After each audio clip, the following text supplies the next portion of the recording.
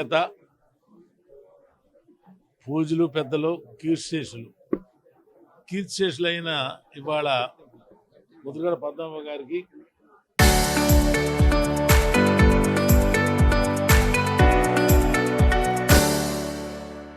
పశ్చిమ గోదావరి జిల్లాలో రవీంద్రనాథ్ చౌదరి ఎలాగో ఈస్ట్ గోదావరి కానీ ఉభయ రాష్ట్రాల్లో వీళ్ళిద్దరికీ ఒకరి మించిన ఒక పేరు ఉంది.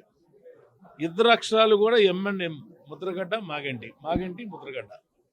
స్నేహం ఎలా ఏర్పడిందంటే వీళ్ళిద్దరు కాంగ్రెస్లో ఉన్నప్పుడు కూడా చాలా మంచి వ్యక్తిరా ముద్రగడ పద్మనాభం గారు, చాలా మంచి గొప్ప వ్యక్తి అని మాతో చెప్తూ ఉండేవాడు. మేము అప్పుడు చిన్నోడు, అసలు మాకు రాజకీయం ఏంటో తెలియదు. ఈయనకి మంత్రి ఇచ్చారు కదా అని నేను ఫోన్ చేస్తే అవతల ఫోన్లో ఈయనకి ఏంటి సంబంధం, ముద్రగడ పద్మనాభం గారు మంత్రి ఇమ్మంటున్నారు అని అంటే ఎన్ జగన్నాథ్ గారు గవర్నమెంట్లో మంత్రి చాలా లోటుగా కనపడింది ఆయన వరకు. నాన్నగారికి ఏంటంటే మంత్రి ఇచ్చారు, నువ్వు చెప్పు చౌదరి నీకు ఏ కావాలంటే నాకు పంచాయతీరాజ్ ఇవ్వండి సార్, నాకు జిల్లా పరిషత్ చైర్మన్ ఉత్తమ ఉంది కదా, బాగా డెవలప్ చేయాలి. కానీ ముద్రగడ్డ గారికి మంత్రి అయిపోవడం వల్ల మేము చాలా బాధపడ్డాం కుటుంబంగా.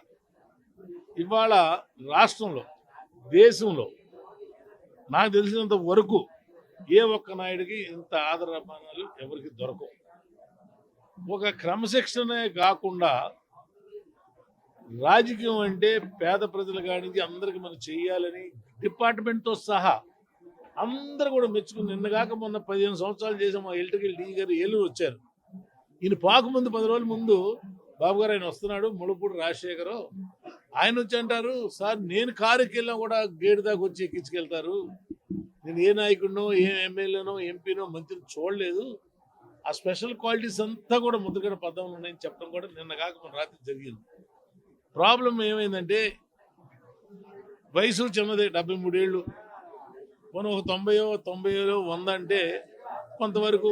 కానీ ఆరోగ్యరీత్యా కానీ అనేక కుటుంబంలో ఉన్న సమస్యలతో పాటు మా అందరికీ ఉన్నాయి. భగవంతుడు అందరికీ జీవితం ఇస్తాడు, అందరికీ మంచి దారిలో నడపాలని చూస్తాడు. కానీ కొన్ని కుటుంబాలకి కొన్ని మధ్యలో అడ్డంకులు వచ్చి, మరి కాపుగా ఉండి కాపు ఉద్యమాన్ని ఇంత బాగా చేసుకొచ్చి విజయభాస్కర్ రెడ్డి గారు ముఖ్యమంత్రిగా ఉన్నప్పుడు స్వయాన అమ్మగారు మంత్రిగా ఉండి, అమ్మ ముద్రగడ పద్మనాభం గారు ఎవరి మాట వినడో, నువ్వు వెళ్ళి నిమ్మకాయ చూచి ఉద్యమాన్ని ఆపమని చెప్తే అప్పుడు వచ్చారు. తర్వాత అనేక రకాల ప్రభుత్వాలు వచ్చినాయి, చంద్రబాబు గారు గవర్నమెంట్ వచ్చింది, ఎన్టీఆర్ గారు గవర్నమెంట్ వచ్చింది, దాంట్లో మంత్రి చేశారు. కానీ కాపుల కోసం నా పర్సనల్ ఫీలింగ్, ఏ కులంలో ఎవరు ఇంత ఉద్యమం చేయరు, ఎవరికాళ్ళు వదిలేస్తారు. కానీ ఎందుకో కాపులకి న్యాయం జరగాలి, ప్రతి పేద కాపుకి కూడా బాగా చేయాలనే ఉద్దేశంతో ఉద్యమం నడిపారు. మేముగా ఈ జిల్లా వాసులో ఉండి రాష్ట్రంలో ఉండి ముద్రగడ పద్మనాభం గారు లేని లోటు ఇంత అంత కాదు, అది వాస్తవం. కాపులకి నష్టం, ఇతర కులాలకి నష్టం, రాష్ట్రానికి నష్టం. ఏ పార్టీలోనూ ఉన్నామండి, జగన్ గారి పార్టీలో ఉన్నామండి, చంద్రబాబు గారితో ఉండేవండి, ఎన్టీ రామారావు పార్టీలో ఉండి మంత్రిగా చేయనివ్వండి. కానీ ఆయనకు ఒక గుర్తింపు ఉంది, ముద్రగడ్డ అంటే ముద్రే, నీతికి నిజాయితీకి ముద్రే, ముద్రలోనే ఉంది, ముద్రగడ పద్మనాభం గారి ముద్రలోనే ఉంది.